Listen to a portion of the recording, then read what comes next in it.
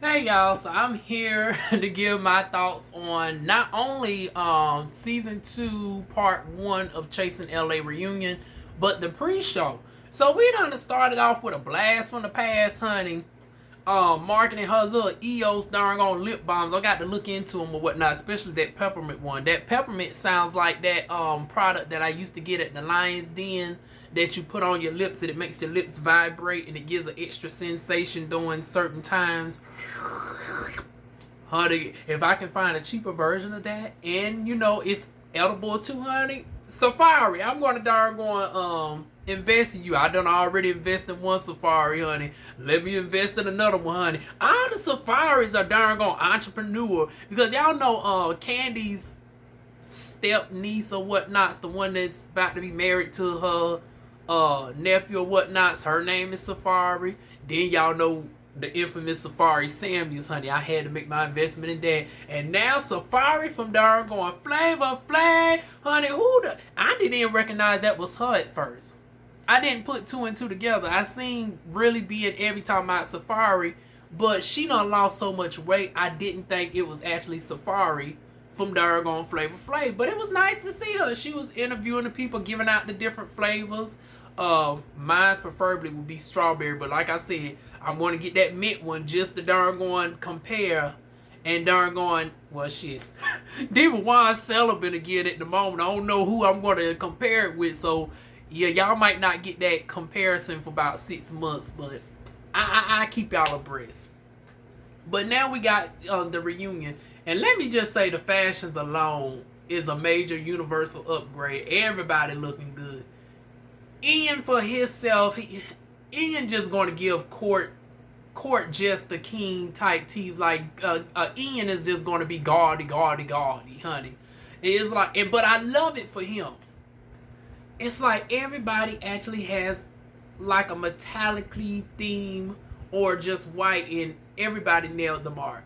TTB looks a whole lot better than what he was looking like, because I told y'all on Atlanta it looked like he was a dressed up Mr. Potato Head.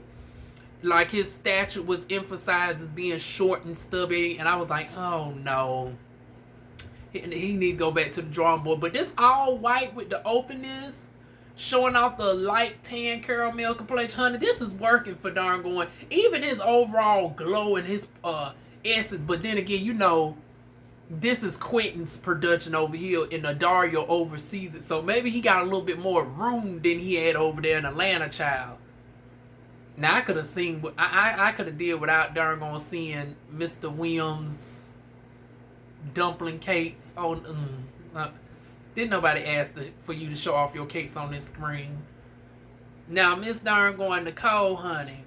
Miss Nicole never disappoints. And the night she got on this, matter of fact, let me just say this: Nicole's darn thing reminds me of the reunion that just happened on Married to Medicine. Y'all know that and Spill It Boy did a best analogy. It looked like on Toya, it looked like she was being swallowed in it. It wasn't for her height, nor did it fit her curves. And it looked like it's two different designs, because it was like a black up here, but it was like a sharp demarcation, like it didn't blend into the fabric. It looked like it was two totally different fabrics. It was, but it wasn't cohesive. But Nicole's dress looked like the whole fabric of what Toya was trying to go for, but it's actually more saturated on Nicole's body a whole lot better. Now, I actually wish Nicole would have snatched it up just a little bit more, like Miss Rolly Roller. Miss Roll Up had a darn shapewear on, honey. That's what darn Nicole needed. Now I don't know why darn Miss Thang over there had a shapewear, and you done already had 360 lipo, and your shit naturally is proportioned. Like, girl, you was doing a little bit too much with the damn shapewear. Nicole, honey, her shit would have darn been elevated just top notch with the shapewear. Hershey, honey, we love Hershey. Hershey's just going to give us darn bougie fashion on a budget auntie. Like, every time I see Hershey, it gives me Ross fashions. Like, I look down at them shoes, I was like, nah, girl. Yeah, but that's our budget auntie, honey. She's slowly stepping her game up. At least she done upgraded to some human hair. She done got out of the synthetic, honey. RichBomb, honey. RichBomb is looking darn going dapper. Got these golden shoes on. Him and darn going Hershey is really syncing together. Like Hershey got the long Flojo nails that are all painted gold. Like I want to know what's that nail polish. I want to put it on my actual nails. King Payne done finally got a decent crown, honey, because I was tired of the Burger King crown, honey. He needs to keep this crown right here. This crown in the outfit, bitch, this the best that damn gonna King Payne ever look. We no longer got a bubble coat on him. We got form-fittedness, the white and everything up against the chocolate skin tone, bitch. King Payne, you did that, bitch. Whoever did this reunion needs to do your looks going into season 3. Bitch, I think you should win the award for most approved, honey, because this was an upgrade. Jayla, I love you, girl. It was just giving me Fashion Nova fashions. You don't look horrible in it, but it didn't wow me. Poetic looked okay as well. Everybody else looked William looks like a darn alien darn potato child over there with that silver up against that white skin tone and everything. Jeremy Copeland looks like one of the darn Temptations, honey.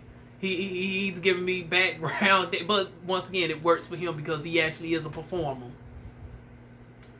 Some stuff that stuck out to me. Let's get past this commercial. It's an hour and 3 minutes. I did not even take down no notes. I'm just going to tell y'all what stuck out to me.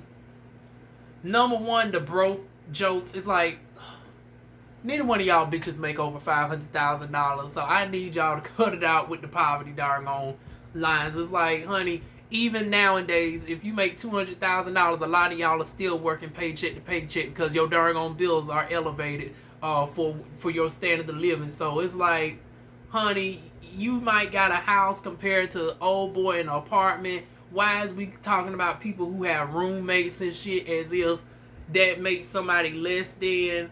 Honey, matter of fact, Tanisha Davis on YouTube, I love watching her.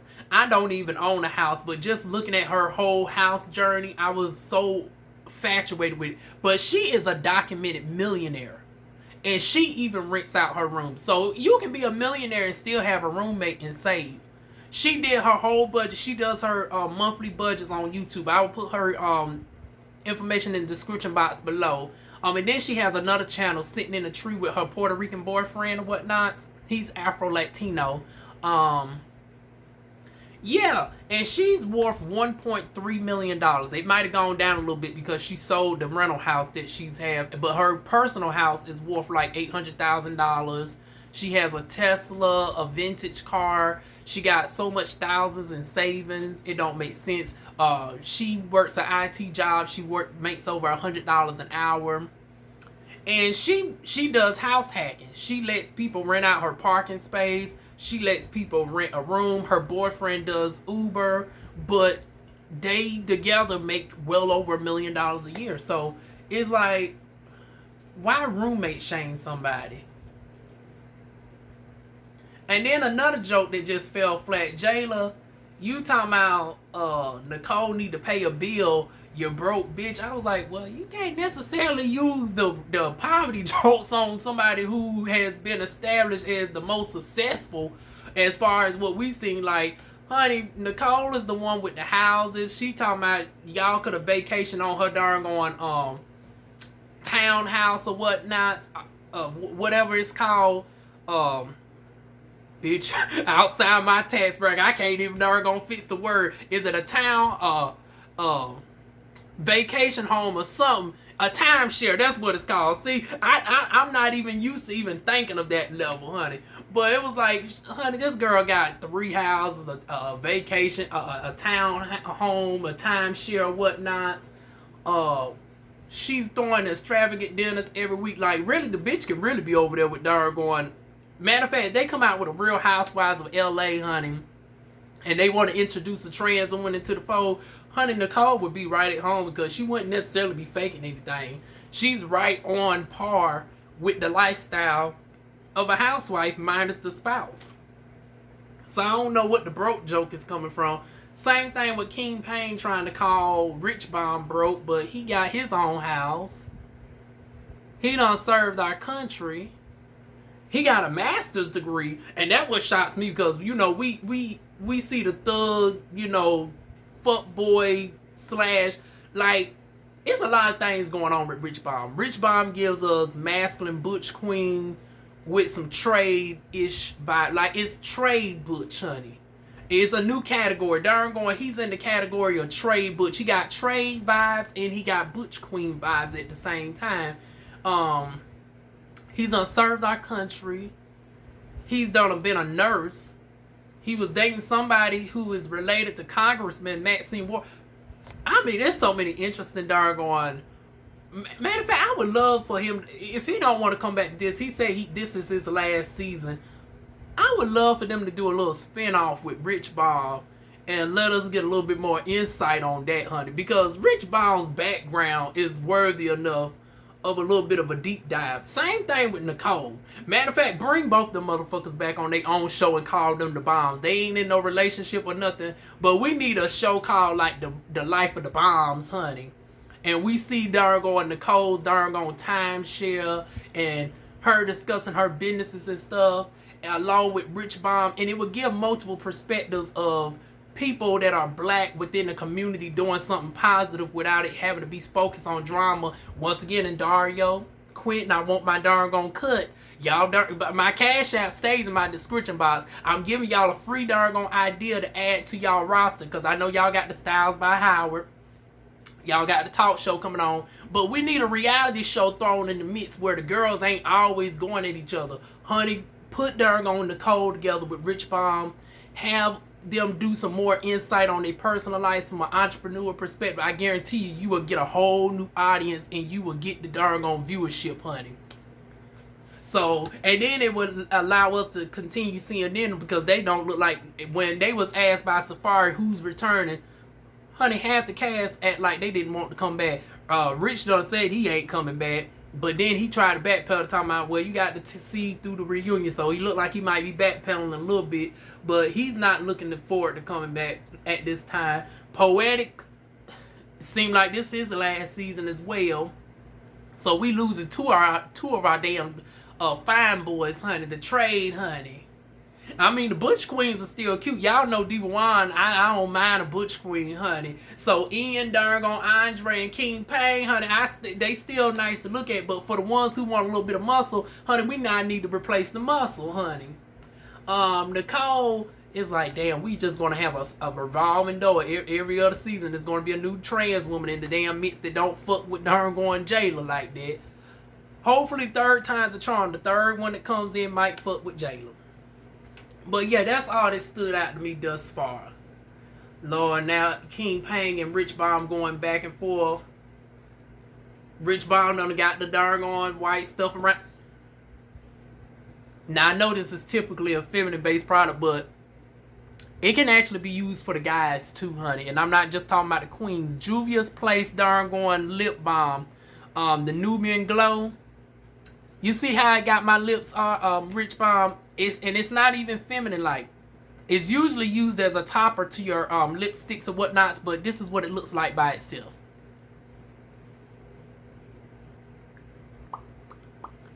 Add a nice darn glow. Cause the thing is, I seen the folks apply darn Safari's stuff, and it looks like hers don't got no type of emollient factor like that actually rests on the lips.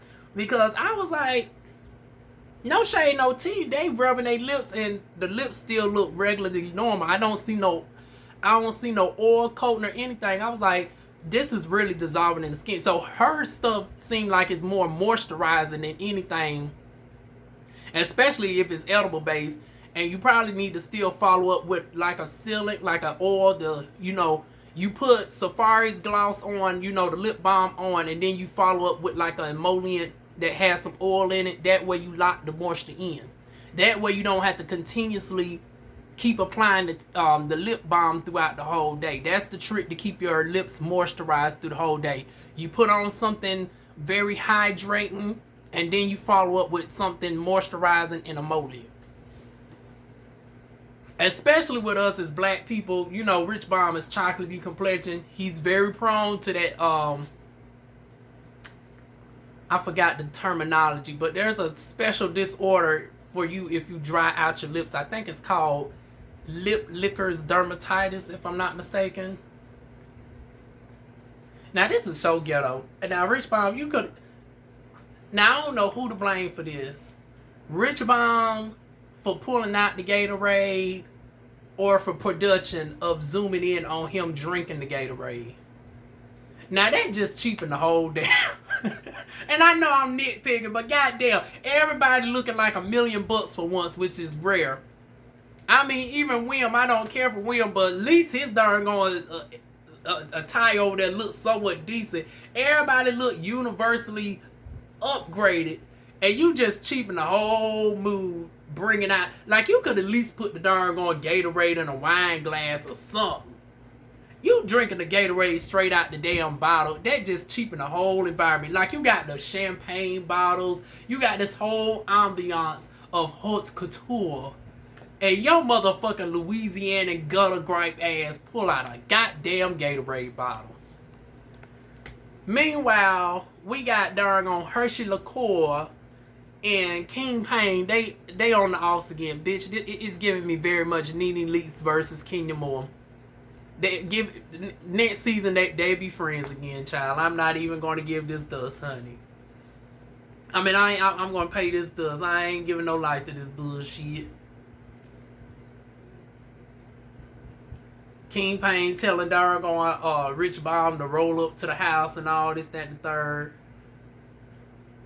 And then this, what really surprised me was the framing of Jayla trying to imply that Dargon Poetic led him on. Like, now, Poetic, you know you was being flirtatious. Now, he did clear it up with the story. Like, see, now I told you this shit with these Dargon not documenting the timelines right. People thinking that the episodes coming week by week, that these are just a few days apart, not knowing that one episode was this month, and then the next episode was filmed like 4 months later, and then we seen another scene out of continuity. It adds to confusion. Because now people don't know, like, well, damn, how the hell you darn making out with darn Jayla? Then you went to darn Nicole's bedroom, and then the whole time you had a boyfriend. But people are not taking into consideration that they filmed for an entire year. And within that year, it's like he wasn't even with the boyfriend when all that was going on. So as far as trying to apply that he's in some sort of open relationship, that wasn't even a thing. Yeah, he was talking to the boy at the time later on, but they was not established in a relationship. Now, what got me is, even though it's been a year is a short time to darn gonna get married. Like, that's an old Kenya Moore type of darn gonna quick wedding, honey. I really hope it works out with Poetic and the other boy, because now maybe it might have been a situation where they known each other in the past or whatnot. So I would love to know more insight on that, exactly how long they known each other. Because if it's like a deep friendship that developed into a marriage, I can see it, okay, y'all have gotten to know each other for some years. But if you only was starting to date and know this boy over the course of a year and y'all are married, that's a little bit problematic for me. It's like, how do you get married to somebody that you've dated and only been around for a couple months? Yeah. But yeah, they trying to frame it like Poetic overly led Dargon Jayla on. And it's like, Jayla girl, you came off as a thirsty Gen Z thought box, honey. And then, girl, put the ageism same. Put that ageism shaming to miss, girl.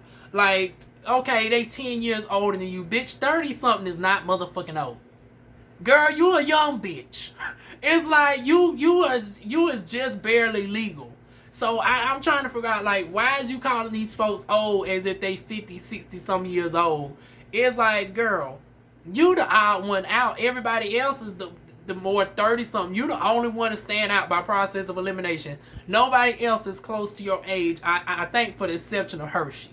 But Hershey carries herself in such a mature way that we just lump her in with the 30-some year olds too. Especially since she like to do the 30-some, 40-some year old drag aesthetic. You over there on your lonesome, boo.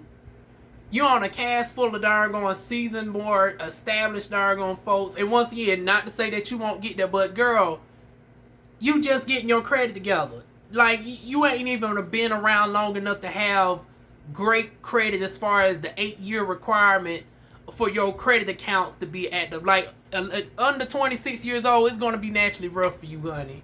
So you not going to doing these ageism jokes. Girl, it's not a good look. Especially when the folks darn going, you talking about damn look good for their age, honey. Poetic look good. Nicole, that bitch is 40 years old. She look good. She don't look no older than like 30, 31. And then the gag is some of the folks reading you in the comment section talking about, girl, you talking about somebody looking rough for 40 and you darn gonna look 40 your damn self at 24. Now, I don't think darn going Jayla look that bad. Well, she don't really look bad at all. It's just the way that she carries herself and the makeup and stuff at times, it can age her quite a bit. Now, I thought Jayla was... I ain't going to give y'all 40 now. Bitch, y'all pushing it with the 40. I thought Jayla was like 29, 30. I thought she was in my age bracket, but I ain't never looked at Jayla and think, oh, she 40 years old. Now, y'all was really putting 20 on 10. But she definitely don't look 23, 24. She does give 30, 31-year-old tease a damn self. And then when you in the midst of folks who are in their 30s, it's so easy to believe that. But honey, Poetic took it to the next level. And then Lord knows why did Jayla say something about the man for. Honey, Poetic don't play about that man, honey.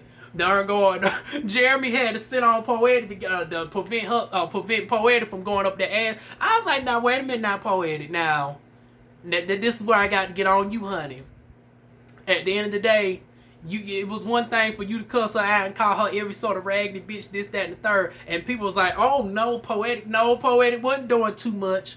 Because it's like, now, bitch, you ain't about to have frame no a narrative on me and say I'm the one lusting after you and you literally darn going jumped on me upon me coming up in the door, honey. Don't do that. So, I was with darn Poetic cussing her the fuck out. But see, this is where Poetic fucked up. The moment that he got up as if he was about to do something to darn Jayla, Poetic, you out of order.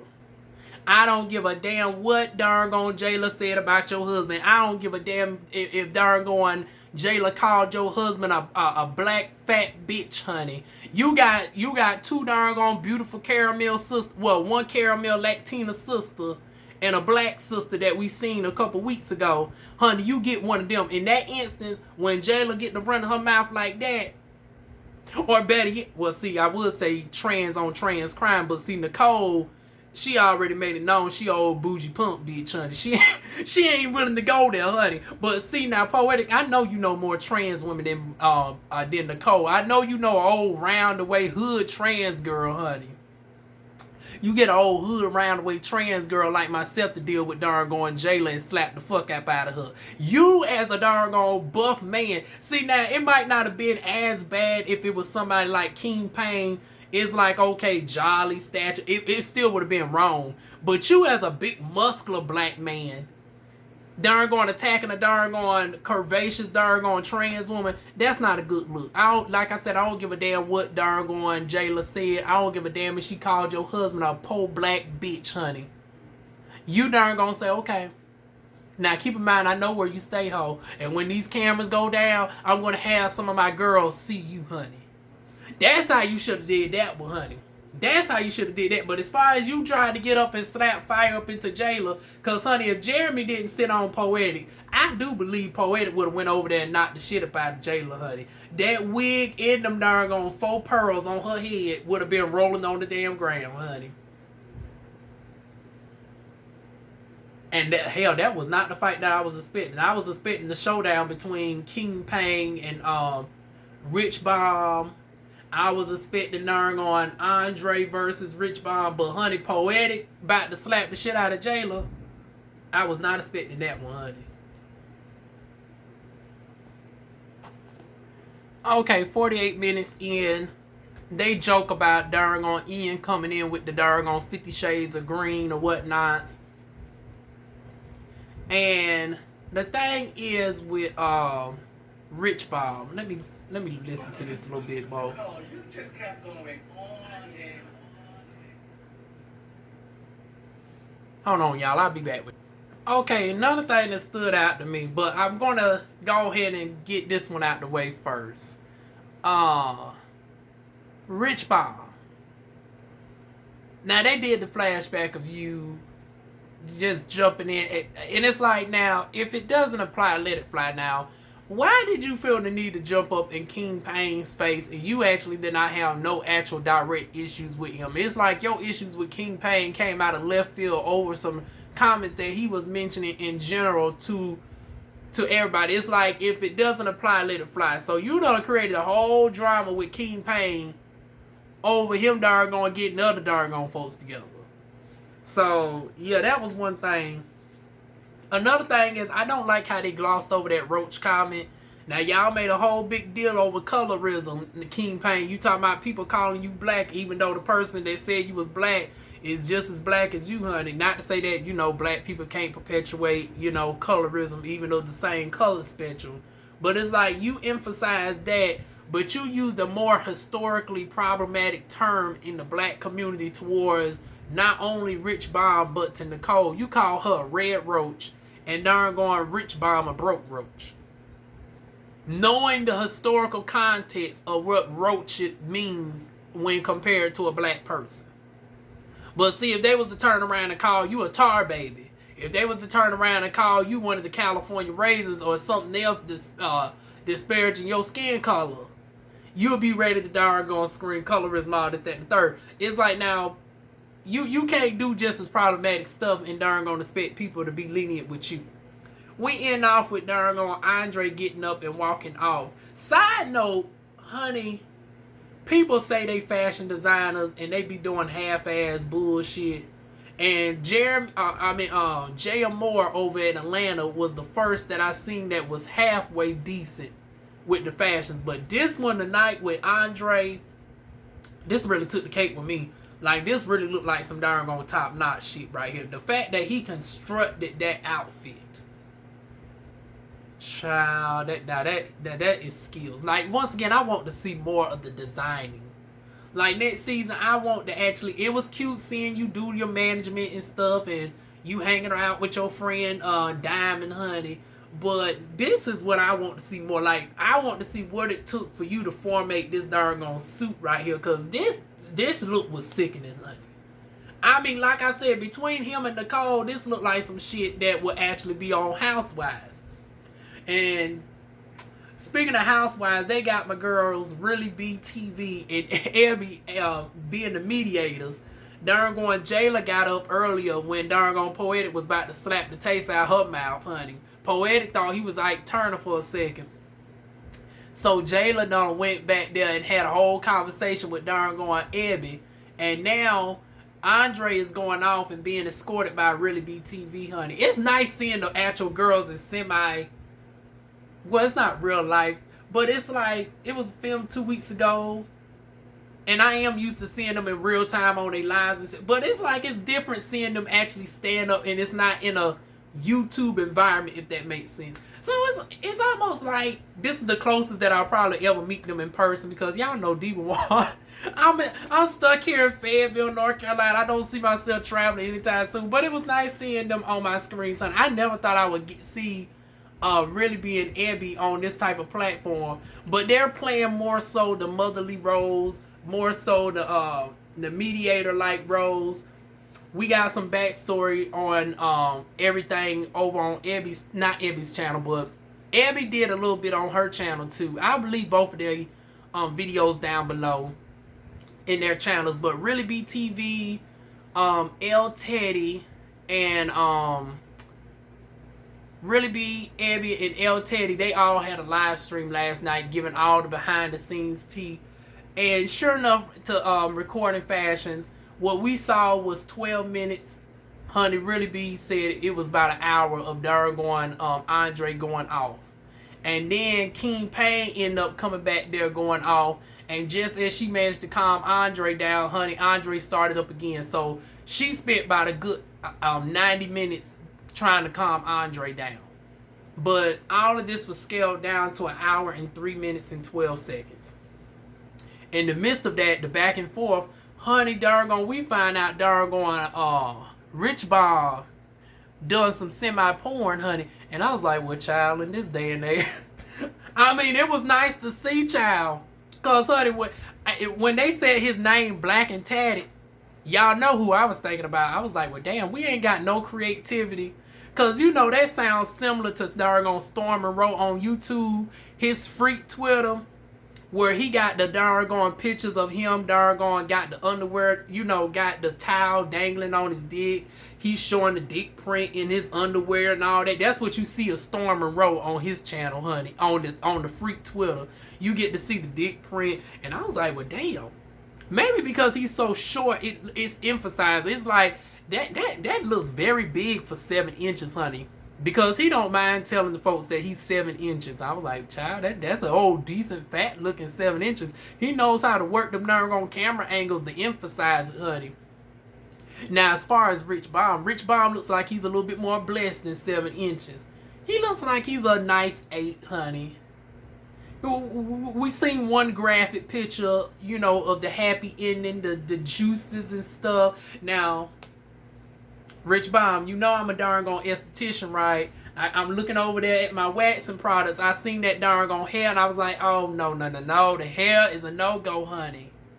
It's like, honey, I wanted to doggone just lay you on my table and just doggone do a little trim and then just gently wax the hair off, honey. Now, you can't be doggone doing editorial Tumblr pictures and just be having a bush, honey. That dated you, honey. That was giving me old 70s porn tease. You had so much hair down there, it was giving me 70s porn, honey.